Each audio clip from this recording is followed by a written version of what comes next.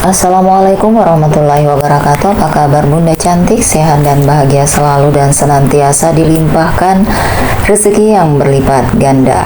Amin. Pagi ini Nala bolak-balik di ruangan rumah bedengnya yang sempit. Dia bimbang mau ke pabrik atau tidak. Tapi aku kan gak salah, cetus Nala yang akhirnya berangkat juga menuju pabrik. Sampai di bagian kantornya, hati Nala makin berdebar cemas. Dia penasaran dengan keadaan Pak Sul. Nala kemudian mendengar para staf yang sedang berbisik. Dia kemudian menguping. Iya, aku dengar Pak Sul belum sadar. Ih, padahal cuma luka ringan di kepala ya. Bisa jadi dia ada penyakit bawaan. Apalagi badannya segentong gitu, pasti ada penyakitnya. Luka itu mah ibarat korek api. Cuma pemicunya doang. Luka kecil aja bisa buat orang yang punya penyakit parah akhirnya bisa tambah parah. Oh gitu ya, tapi jujur sih, aku seneng banget kalau dia nggak sadar. Apalagi kalau sampai lewat. Wah, lega, bisik yang lainnya. Iya, nggak tahan sama genitnya. Ih, tua-tua keladi. Makin tua, makin jadi, geram seorang staf. Tiba-tiba datang seorang staf laki-laki ikut nimbrung. Kenapa? Kayaknya kamu lagi bawa berita heboh nih. Aku baru dapat kabar dari telepon keluarganya Pak Sul. Katanya Pak Sul mau dirujuk ke rumah sakit besar yang ada di kota. Waduh, gawat dong. Iya, katanya mau di ronsen apa gitu. Takutnya ada penyakit apa gitu karena nggak bangun-bangun. Kalian pernah denger nggak? Kadang ada orang yang tiba-tiba jatuh dari kamar mandi, terus nggak lama meninggal kan? Jangan-jangan, iya, Pak Sul kan juga jatuh ke lantai. Nala yang sedari tadi mendengarkan akhirnya memilih menyingkir dari sana. Semoga kau tak ingat apapun saat sadar, ucap Nala dalam hati. Nala beranjak pergi hendak ke meja kerjanya. Nala, tolong bantu saya ya. Wakil kepala pabrik memanggilnya. Ada berkas di ruangan Pak Sul yang harus saya periksa, tapi ada banyak sekali folder di lemari sana. Temani saya mencari berkasnya. Iya, Bu. Sampai di ruangan milik Pak Sul, Nala langsung membantu mencari berkas yang dibutuhkan. Nala, tolong diangkat ya. Baik, Bu. Nala mendekat. Namun tiba-tiba ada suara telepon. Suara pertama dia dengar dengan justru suara orang bersin berkali-kali. Lalu suara batuk yang cukup mengganggu. Halo, ada yang bisa saya bantu? Tanya Nala. Iya, mana Sul? Aku pemilik pabrik. Sekarang juga tolong transfer uang pada aku 50 juta. Tita suara di seberang yang terdengar parau dan tak jelas. Siapa yang nelpon, Nala? Katanya pemilik pabrik, Bu. Wakil kepala pabrik itu langsung terkejut dan mengambil gagang telepon yang ada di tangan Nala. Aku harus ke bagian keuangan, Nala. Bos besar butuh uang. Teruslah cari berkasnya. Nala hanya mengangguk, sementara Arnab yang ada di pulau akhirnya meletakkan ponselnya di atas meja kecil. Kepalanya terasa berputar. Tubuhnya juga menggigil kedinginan. Tubuh Arnab sudah sangat panas, pandangan matanya juga mengambur. Uang tunai yang ada di tangannya mulai habis. Untung saja Arnab bertemu dengan seorang juragan saat singgah di Pulau Nelayan. Tak ada mesin ATM di sana. Dia bisa mendapatkan uang tunai dengan cara mentransfer lebih dulu ke seorang juragan kaya raya di pulau itu.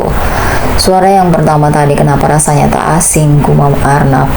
Nala wanita yang dia sewa saat di pulau kosong demi menyakiti Valisa. Lupakan, tak mungkin wanita itu. Nala dan Ella sama saja. Mereka pasti hanya ingin hartaku. Bos, detik berikutnya Arnab jatuh pingsan. Para kaki tangannya mencoba membawa Arnab ke pulau. Kaki tangan Arnab akhirnya mau tak mau menggotong Arnab ke rumah Mbah Dukun yang ada di tepi pantai. Kira-kira bos marah nggak kita bawa ke sini? Udah nggak apa-apa, penduduk aja pada sembuh. Bos juga bakal sembuh. Mereka akhirnya masuk ke rumah sederhana milik si Dukun. Dukun itu kemudian meletakkan beberapa dedaunan yang sudah diremas di atas kening Arnab. Lalu mulutnya komat kamit dan menyemburkan air bercampur remahan daun ke wajah Arnab. Arnab tiba-tiba langsung sadar. Apa-apaan ini? Memangnya aku tanaman, pakai disembur segala?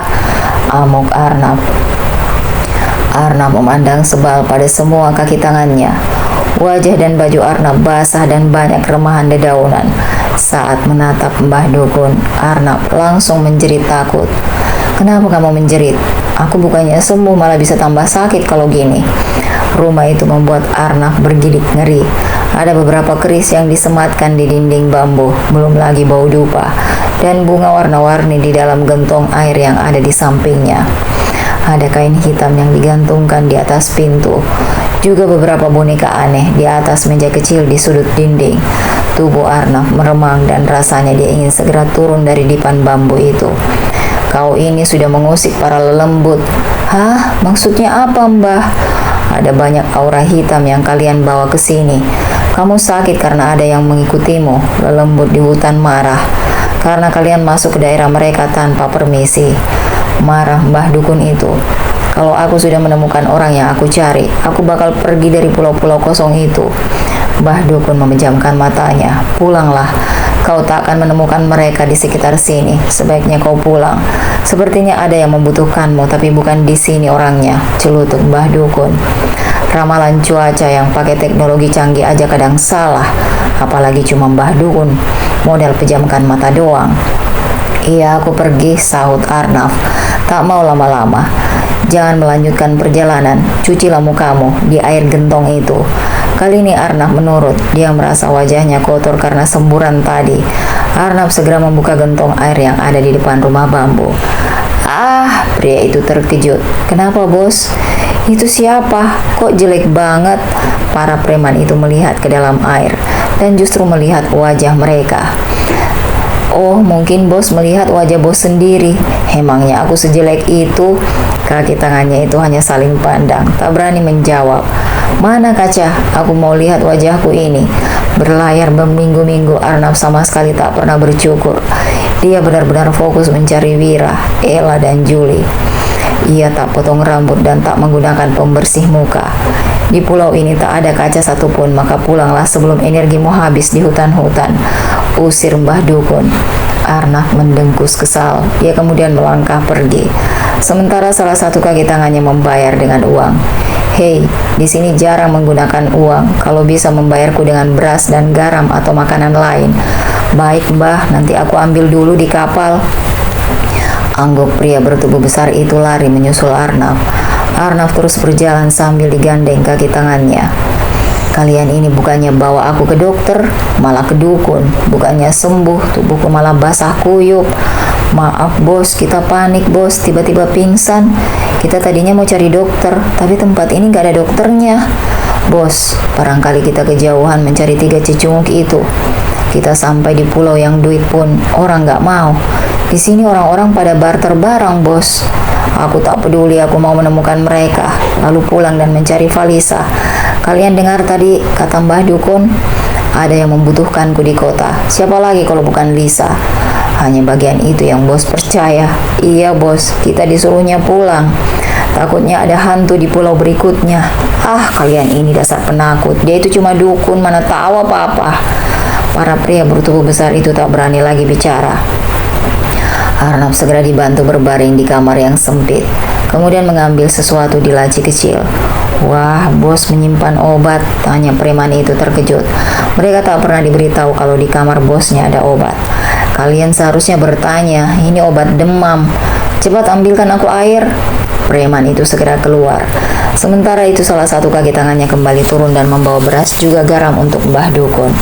Arnaf kembali tertidur karena efek obat. Namun 1 jam kemudian dia kembali menjerit dan terbangun. Bos, ada apa? Bayinya mana? Bayi apa bos? Aku sedang bermimpi. Apa aku sedang bermimpi? Tapi kenapa terasa nyata? Ucap Arnaf yang akhirnya sadar dan melihat sekeliling kamarnya. Iya bos, kayaknya memang bos diganggu lelembut dari hutan. Kita pulang aja ya bos. Kau saja yang pulang sendiri sebelum menemukan 3 cecunguk itu. Aku nggak mau pulang. Preman bertubuh besar itu akhirnya keluar dari kamar Arnaf. Dia kembali ke atas kapal. Ada apa? Bos mimpi buruk lagi, tapi dia tetap nggak mau balik ke kota. Ya, mau gimana lagi, aku juga sebenarnya sangat takut. Kadang saat masuk hutan, aku merinding sendiri. Takut kita nggak bisa pulang lagi. Tapi bos juga sangat dendam dengan 3 orang itu. Iya, aku juga kalau jadi bos pasti marah. Sudahlah, yang penting kita dapat uang banyak dari bos. Iya, pejamkan saja mata, yang penting tuh duit ngalir. Segera temannya yang mengantarkan beras ke Mbah Dukun kembali. Mereka akhirnya meneruskan perjalanan. Sementara Arnaf masih tertidur pulas di kamarnya yang sempit. Dia masih ingat tatapan polos Valisa saat dulu dia sering datang ke kafe menemui Valisa. Karena itu Arnaf benar-benar merasa bersalah. Pagi ini pengacara keluarga Albiro sudah siap. Valisa dan orang tuanya sudah mengadakan pertemuan dengan pengacara kondang. "Mau dibawa kemana aku?" jerit Wira saat tangannya kini diborgol dan matanya ditutup kain. "Diam saja, jangan berontak. Lihat tubuhnya masih banyak luka." "Iya, jangan terus bergerak. Masih mending kemarin sudah kubantu mengobati lukamu. Sekarang kau harus berhadapan dengan hukum," jawab penjaga lainnya. "Apa maksud kalian? Apakah aku akan dibawa ke kantor polisi?" "Cepat jalan," sembur penjaga itu. Wira hanya bisa mendengar jeritan Juli dari ruangan penjaranya. "Juli," teriak Wira. "Wira, kau di mana? Aku mau dibawa mereka. Aku tak tahu mereka mau membawaku kemana." "Aku juga dibawa mereka, entah akan dibawa kemana kita berdua. Lepaskan aku." "Jangan banyak gerak, kita sedang melewati penangkaran buaya. Di bawah sedang ada buaya yang lapar. Jadi terus naik kalau ingin selamat," ucap penjaga itu berbohong. Juli yang matanya tertutup langsung takut. "Tolong jangan lepaskan aku." Kedua penjaga itu hanya saling pandang dan menyunggingkan senyum. Mobil itu keluar dari markas dan menuju ke kantor polisi. "Hah, kantor polisi?" tanya Juli terkejut. "Ayo jalan." "Jangan terkejut begitu, kau kan sudah banyak melakukan kejahatan. Pantasnya kau memang tinggal di sini," celutuk penjaga itu. Juli mulai terisak, mulai membayangkan kehidupan di balik jeruji besi seperti yang pernah dia alami. "Putriku bahkan belum ketemu jasadnya." "Mungkin itu balasanmu karena sudah memisahkan putri orang lain." Juli melirik tak suka pada penjaga yang mengingatkannya pada dosa masa lalu. Wira dan Juli terkejut saat masuk kantor polisi. Sudah ada Valisa dan orang tuanya, bahkan ada pengacara di sana. "Kau," geram Juli. "Selamat ya, kamu kembali lagi ke penjara yang sesungguhnya," ucap Mama Gita. "Putriku masih di pulau kosong. Aku ingin mencarinya dulu. Beri aku waktu." "Aku tak peduli, seperti kau yang tak peduli dengan penderitaanku selama ini." "Gita, kita sama-sama seorang ibu. Setidaknya kau sudah berkumpul kembali dengan Lisa. Kau sangat tahu rasanya kehilangan seorang putri, bukan? Jadi tolonglah aku." Mama Gita tertawa sumbang. Dia benar-benar tak habis pikir. "Sayangnya aku tak peduli padamu." Hati Mama Gita yang lembut kini berubah. "Lisa, aku yang mengurusmu selama ini. Setidaknya kau harus pikirkan aku yang sudah berjasa." Jangan mempengaruhi putriku. Bawa dia," pinta Papa Arkatama. Valisa hanya diam dan menggandeng tangan mamanya. Wira yang melangkah masuk ke ruangan polisi hanya bisa pasrah. "Tuan Arkatama, selanjutnya saya akan mengusahakan yang terbaik selama persidangan," ucap pengacara itu. "Kami mohon bantuannya, Pak. Kalau bisa mereka dihukum seumur hidup saja. Lebih dari 20 tahun kami percaya putri kami meninggal. Mereka juga harus merasakan hal yang sama." "Baik, Pak.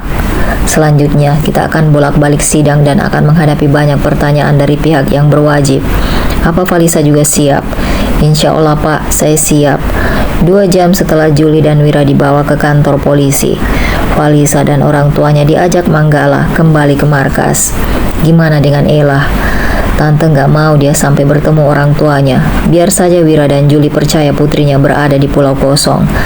"Kalau gitu gimana kalau dia dibiarkan saja di penjara sini?" usul Papa Arkatama. Sebenarnya Arnaf pun sudah melaporkan Ella, tapi dia masih sibuk berlayar. "Kalau gitu biar nanti aku urus Ella sama Arnaf kembali," ucap Manggala. "Iya, kita pikirkan nanti soal Ella. Kita urus dulu Juli dan Wira." Manggala kemudian mengajak Valisa dan orang tuanya turun dari mobil dan kembali melihat Ella di ruang penjaranya. Setelah beberapa waktu, Valisa mulai sibuk bolak-balik datang ke pengadilan. Dia juga meneruskan kuliahnya. Hingga tak terasa sudah beberapa bulan berlalu. Juli dan Wira sudah mendapat hukuman dan Ella masih mendekam di penjara yang ada di markas. "Lisa," jerit Jui, senang saat mereka bertemu di kampus. "Jui, udah selesai kelas kamu?" "Udah dong, kamu gimana?" Udah, alhamdulillah. Sebenarnya ada satu lagi sih, tapi masih lama banget. Oh ya udah, mau aku temani. Kita ke kantin aja yuk. Usul Jui. Aku sebenarnya ada janji dengan Manggala. Aku mengajaknya ke kafe di seberang jalan. Jui ikut ya, temani aku, pinta Valisa. Oke, ayo. Hai Lisa, sapa Toyib yang sekedar lewat. Apa sih panggil Lisa terus? Ntar ketemu Gala loh. Hah, emang dia di sini? Tanya Toyib melirik ke segala arah. Iya, ada di parkiran. Udah, balik sana. Jangan sampai 4 kali puasa nggak pulang-pulang ke rumah. Kekeh Jui. Dih, emangnya aku Bang Toyib yang itu. Lisa, aku balik ya. Kalau butuh apa-apa jangan sungkan ngomong. Toyib siap membantu. Iya, makasih ya. Jangan lupa makan yang banyak. Kekeh Valisa. Dasar Bang Toyib. Nih, gara-gara Gala sampai kamu manggil dia jadi Bang Toyib.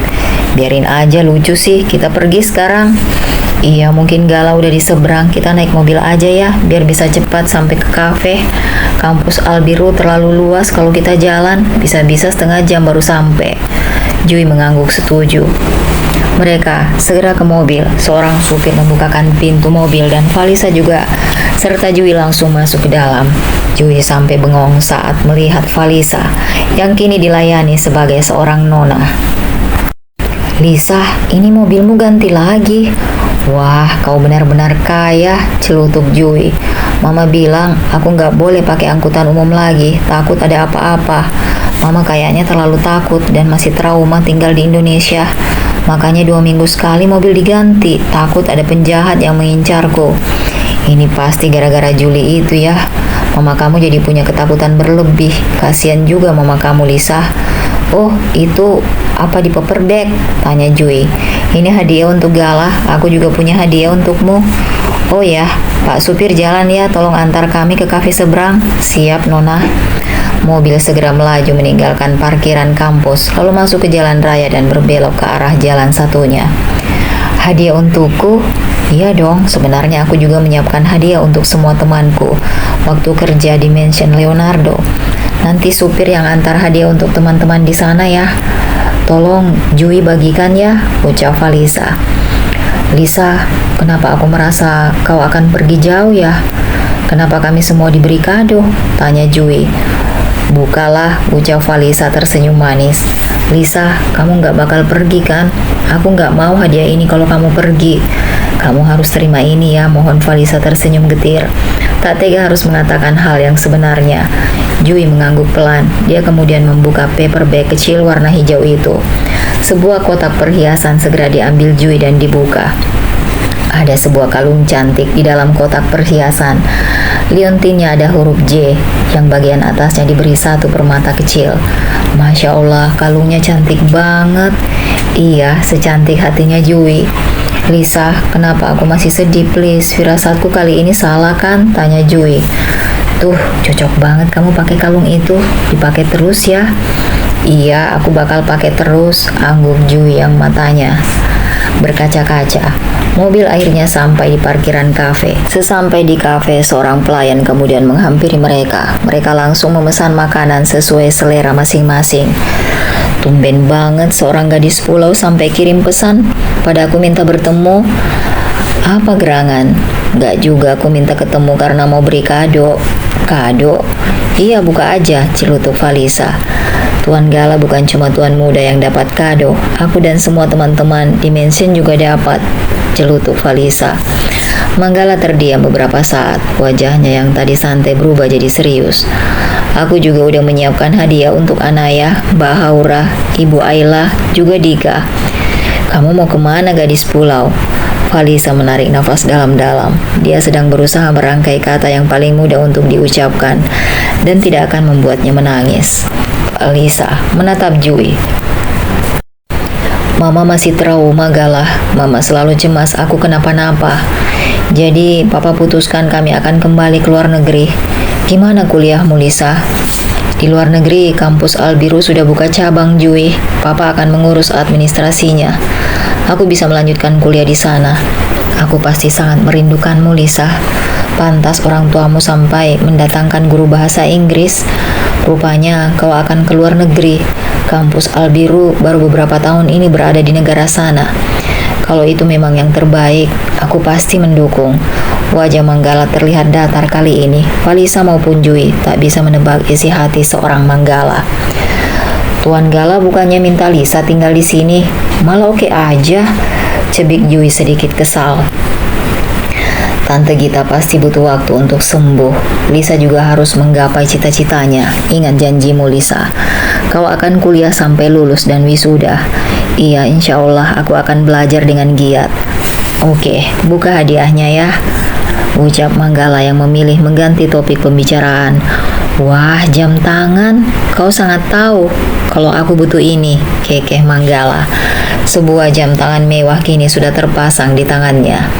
Jam tangannya cocok di tanganmu, Gala, celutuk Falisa. Makasih ya, aku bakal sering pakai jam ini, sama-sama. Sebenarnya bantuanmu sangat banyak dan gak bisa aku balas, tapi aku akan selalu berdoa untuk kebahagiaanmu. Kau juga harus bahagia, Lisa, dimanapun kau berada. Kau harus ingat kalau kau berhak bahagia. Seorang pelayan datang dan mereka akhirnya berhenti bicara. Bau harum makanan yang masih hangat itu membuat ketiganya lapar. Kita makan dulu ya. Suasana berubah jadi hening. Hingga makanan di piring Jui habis, gadis itu memilih minum hingga tak bersisa isi gelasnya. Pukul 8 pagi, Falisa terlihat sudah cantik dan berpakaian rapi. Dia kini sedang duduk di ruang tamu, dan untuk pertama kalinya juga dia akan menetap di negara asing yang belum pernah dia kunjungi sama sekali. Tapi karena bersama mama dan papanya, Falisa akan berusaha untuk nyaman di tempat asing itu. Sayang, ayo. Falisa digandeng mamanya keluar dari rumah. Para pelayan sudah memasukkan semua koper ke dalam mobil. Falisa dan kedua orang tuanya juga masuk ke dalam mobil. Lisa, panggil Jui, sudah menunggu sedari tadi. Falisa mempercepat langkah kakinya dan mendekati sahabatnya itu. Kalian udah menunggu lama ya? Gak apa-apa kok, aku emang takut gak ketemu kamu, Lisa. Makanya aku minta sama tuan muda datang lebih cepat, ucap Jui. Hei Lisa, di sana ada musim dinginnya. Jangan lupa pakai mantel hangat ya. Aku belikan satu untukmu, ucap Manggala, menyodorkan sebuah paper bag. Iya, ini untukmu, untukku. Makasih ya Gala, aku bakal pakai ini saat keluar rumah. Lisa, dengarkan aku. Apa kau ingat saat kita di pantai, aku bisa mengajukan 3 permintaan, dan sekarang aku masih punya kesempatan 2 permintaan lagi, ungkap Manggala. Iya, aku ingat. Apa kamu ada permintaan lagi, Gala? Iya, aku mau mengajukan permintaan kedua. Yang pertama, aku mau kamu lulus kuliah, dan yang kedua, aku minta pulanglah ke Indonesia 1 hari nanti setelah semua urusanmu di luar negeri sudah selesai. Iya, insya Allah aku pulang, Gala. Lalu permintaan ketiga apa? Kalau itu aku belum pikirkan, cetus Manggala. Baiklah, akan aku ingat, Gala. Kamu hati-hati ya, aku tahu kamu prajurit yang tugasnya di garis terdepan. Aku harap kamu selalu selamat dalam setiap tugas negara, ucap Falisa. Makasih Lisa, 2 minggu lagi aku akan berangkat tugas. Ada misi rahasia yang akan aku kerjakan, doakan aku. Namamu selalu ada dalam doaku, Gala. Hari itu di bandara, tak ada kejahilan dan tak ada perdebatan sama sekali di antara keduanya. Pesawat yang membawa Falisa akhirnya mengudara juga. Manggala hanya menatap pesawat itu sampai hilang dari pandangan. Sementara sepupunya, Rahandika barusan sudah mendapatkan nomor telepon dari seorang bule yang ada di kursi tunggu. Saat Falisa sudah pergi dari Indonesia, Arnab akhirnya kembali ke kota Jakarta. Setelah beberapa bulan berlayar tanpa hasil, Arnab menyerah. Dia pulang dengan tangan hampa. Arnab hampir tak bisa dikenali saat kakinya menginjak pelabuhan. Pria itu yang tadinya tampan dan tubuhnya atletis, kini terlihat kurus kering. Belum lagi kulit wajahnya yang tak terawat. Akhirnya kita sampai, bos. Aku harap Wira, Juli, dan Ella dapat balasan dari perbuatan mereka. Aku tak rela mereka bahagia. Tubuh bos sangat lemah, bujuk pria yang bertubuh besar. Kau tenang saja, aku akan sembuh dan akan kembali mengitari kota Jakarta mencari Falisa. Manggala, Jui, dan Rahandika akhirnya pulang kembali ke mansion setelah selesai mengantar Falisa ke bandara. Sepanjang perjalanan pulang, Jui yang terlihat paling sedih. Gadis itu hanya menatap jalanan dari kaca mobil sambil menangis. Sesekali Jui tersenyum sendiri saat melihat foto atau video dia dan Valisa saat dulu masih tinggal bersama. Valisa itu dulunya lugu dan gaptek banget Tuan Galah, tapi dia sangat cerdas. Dia selama ini hanya tak punya kesempatan untuk mengembangkan dirinya, Jui. Bibi palsunya itu membuat dia terus bekerja. Jui mengangguk. Dia kembali menyeka air matanya yang terus turun. Sedangkan Rahandika juga kembali ke mansionnya. Dia mulai asik menelpon si bule yang nomornya dia dapatkan tadi di bandara. Sedangkan Manggala memilih melangkah ke kamarnya. Tatapannya kini ke arah langit yang berwarna putih cerah. Sebuah pesawat terbang melintas dan Manggala menatapnya hingga tak terlihat lagi. Pria tampan itu hanya menyunggingkan senyum, memasukkan tangannya ke saku celana dan menyandarkan punggungnya ke dinding balkon. Kenangan Manggala kemudian beralih ke waktu pertama kali bertemu Valisa. Berawal dari tugas negara, dia dan timnya harus menyelamatkan Sandra di sebuah pulau yang tak jauh dari Pulau Kosong, tempat Valisa ditinggalkan. Sebuah tugas berat karena yang dihadapi bukan kelompok penjahat biasa, karena itu pasukan khusus, seperti tim Manggala yang harus turun ke medan. Saat itu, seorang diplomat negara asing disekap oleh kelompok penjahat. Mereka menuntut kebebasan sebagai kelompok mereka yang sudah ditahan. Namun, saat turun dari bukit, mereka bertemu dengan beberapa penjahat. Saat salah satu pergi dan mengabarkan pada kelompok mereka, pertarungan tak terelakkan di kaki bukit. Saat itu Manggala mengambil keputusan mengorbankan diri. Dia memberi kode pada timnya untuk pergi ke arah lain. Sementara dia menahan musuh di kaki bukit, seorang diri. Musuh yang mengejar melihat Manggala yang berlari ke arah sayap kiri. Kejadian itu terjadi saat malam hari dengan pandangan terbatas. Manggala terus berlari. Bahkan kacamata khusus untuk melihat di malam hari pecah. Di bawah hujanan peluru, Manggala terjun ke laut. Dia berenang sejauh mungkin. Di tengah lautan, Manggala yang terluka melepas baju luarnya. Dia ingin mengecoh orang-orang yang mengejarnya. Manggala mengambil sebuah kayu yang mengapung dan meletakkan bajunya di sana agar terlihat oleh orang-orang di pulau bahwa dia mengambang. Kemudian ia berenang sekuat tenaga ke pulau seberang hingga dia mendengar suara jeritan wanita. Dia mencoba mendengarkan dari balik dinding kayu. Ada suara tangis bercampur jeritan dari balik dinding itu. Karena kelelahan, dia pun pingsan. Saat sadar, dia lihat lengannya sudah diobati oleh Valisa. Esok harinya setelah perjalanan yang sangat panjang, akhirnya Valisa dan orang tuanya sampai juga di negara tujuan. Dari bandara mereka dijemput dan langsung menuju rumah mereka. Sepanjang jalan mata Valisa terus melihat ke arah luar dari jendela mobil. Semua sangat berbeda, rumah-rumahnya bahkan tanamannya. Pohon-pohon banyak yang daunnya berguguran. Sepanjang perjalanan tak ada kemacetan. Valisa melipat tangannya. Mantel dari Manggala sungguh membantunya menghangatkan tubuh. Dinginnya sayang, tanya mamanya yang menyarungkan sarung tangan ke tangan Valisa. Sangat dingin mah, Lisa belum terbiasa. Mama biar Lisa yang pakai sendiri sarung tangannya. Biar mama ya sayang, mama gak pernah menyarungkan sarung tangan saat Lisa bayi. Mama gak pernah menyisir rambut Lisa saat dulu Lisa mau berangkat sekolah. Sekarang biarkan mama lakukan semua itu. Iya mama. Mamanya hanya ingin menciptakan memori kebersamaan mereka. Tak ada sejak hari pertama dia lahir. Valisa merasa seperti bocah lagi, dihujani kasih sayang yang sangat besar. Setelah sampai di rumah, dia akhirnya mengirim pesan pada Manggala kalau dia sudah sampai dan sedang istirahat. Valisa sedikit cemberut saat Manggala tak membalas pesannya. Namun tak lama, suara ponselnya terdengar. Valisa langsung tersenyum gembira saat nama Manggala tertera di layar ponselnya. Apa perjalananmu menyenangkan? Tanya Manggala. Cukup lelah, tapi menyenangkan. Aku cukup kaget. Semua sangat berbeda. Nanti lama-lama kau akan terbiasa, Lisa. Mungkin kau akan mengalami culture shock di bulan-bulan pertama. Tapi lama-lama akan mulai biasa. Iya, kau benar. Baru datang aja aku udah shock galah. Ternyata di sini benar-benar dingin. Lebih dingin dari yang kubayangkan. Jangan lupa pakai mantelmu, gadis pulau. Hati-hati saat kuliah, nanti kau kecantol bule di sana, terus gak balik lagi ke Indonesia. Kalau aku kecantol bulenya yang bakal kubawa ke Indonesia, gak usah nambahin warga di sini. Entar dia gak sanggup makan seblak pedes level 10. Canda doang, aku mau kuliah dan gak suka bule. Bagus deh, jangan sendirian keluarnya ya, ntar tersesat. Mama sama papa protektif banget galah. Aku udah disiapin supir untuk antar jemput ke kampus. Semoga aku bisa, aku sedikit cemas. Tenang, aku udah tanya kok sama Mbak Haura. Mahasiswa di kampus Albiru sana justru banyak orang Asia yang sedang merantau di Eropa. Benarkah? Alhamdulillah. Jangan lupa kabari aku ya di hari pertama kuliahmu. Iya, insya Allah lusa.